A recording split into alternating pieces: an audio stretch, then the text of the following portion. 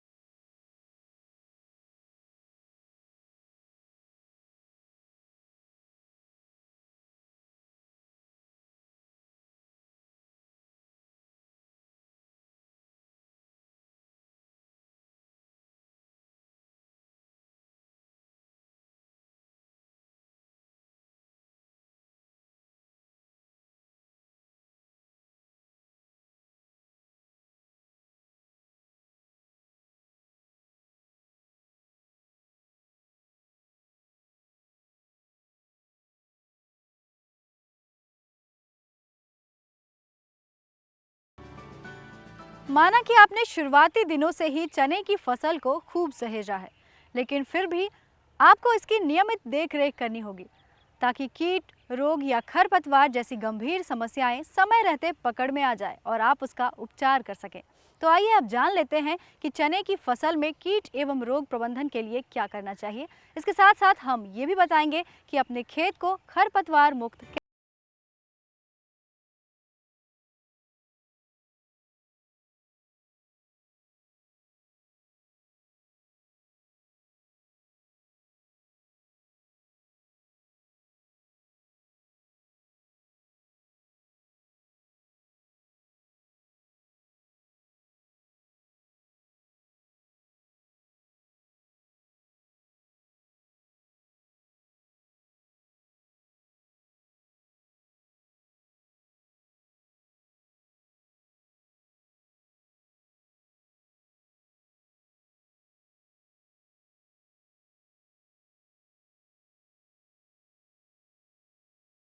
या 0.4 millilitre emamectin benzoate की मात्रा प्रति लीटर पानी में मिलाकर छिड़काव करें। एचपीवी उपलब्ध होने पर इसका 250 लार्वा समतुल्य 400 से 500 लीटर पानी में घोलकर 2 से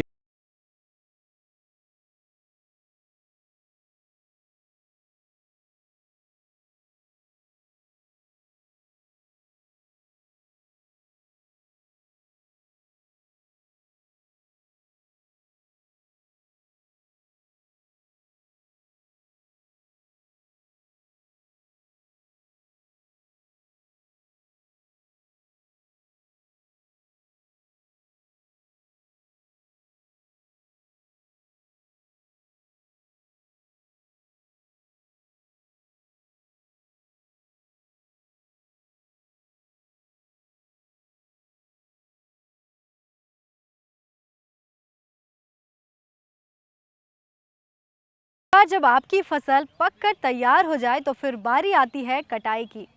किसान भाइयों, दलहनी फसल के भंडारण का भी खासा ख्याल रखना होता है, ताकि आपकी मेहनत की उपज लंबे समय तक सुरक्षित रह सके।